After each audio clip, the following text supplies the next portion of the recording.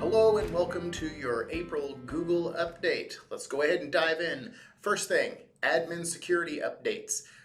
So a lot of stuff you won't see on the user end, but you can definitely appreciate. So in the attachment sections, you can now protect against untrusted senders. In the links and external images, you can actually show warning prompts for any click on links to untrusted domains. And there's even spoofing features that protect against domain spoofing and also protect against any unauthenticated emails. But you can check that out if you're an admin. A bunch of new features to roll out. Update number 2 is going to roll out pretty soon. Some of you might see it. Some of you may have not seen it. It'll take probably a couple of weeks. But there's a new shared with me layout and organization. So when you do go to your Google Drive and you clicked on the shared with me, you always see that big list. But now it's going to start giving you the list, and above that, it's going to have a quick access like we're used to in the main Drive screen. And you'll be able to see tiles of who is sending you things. So it'll be your contacts and what your contacts have sent you most recently, or the ones that might deem most important to you. Number 3 is just to remember that Google is constantly making adjustments and likes to move your cheese. In Google Docs and Google Sheets and Google Slides, they are moving menu items around a little bit and reordering things. So just keep that in mind as you're losing things, or you think you are. So for example, in Google Docs, when you click the insert button, that is where your table is now located. A lot of the image options you used to have are now under insert image instead of having separate options. When you click a box, those all come up. And same thing in Google Slides. If you want to insert a table, there used to be a table menu item. Now they're over here. So if you lost something or the buttons are different, just kind of look around. They're still there. They like to move the cheese. Next up is the activity dashboard that is now showing up in our Google Apps. So this way you can see not only who you shared it with, which you've always been able to do, but now you can see when they've looked at it. So under Tools, and you go down to Activity Dashboard, you now get this menu. You can see who you've shared things with, which I haven't specifically on this one, but everybody that's actually looked at it and when they've actually looked at it.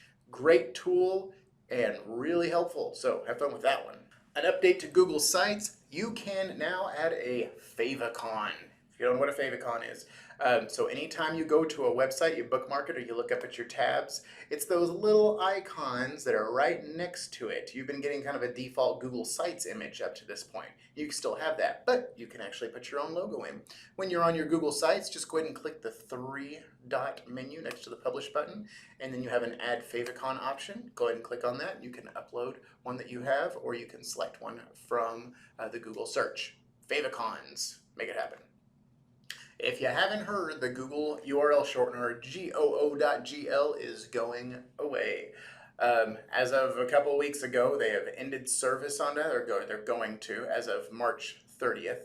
You have 1 year. If you're currently a user, you have 1 year to use it. If you're not a user, you can't sign up. And anything that you've made up to this point will still work. And anything you make for the next year, if you're still making them, those short URLs will still work. But as of March 30th, 2019, the service will end completely. So you better find something else, like a bit.ly or an owly. Good luck.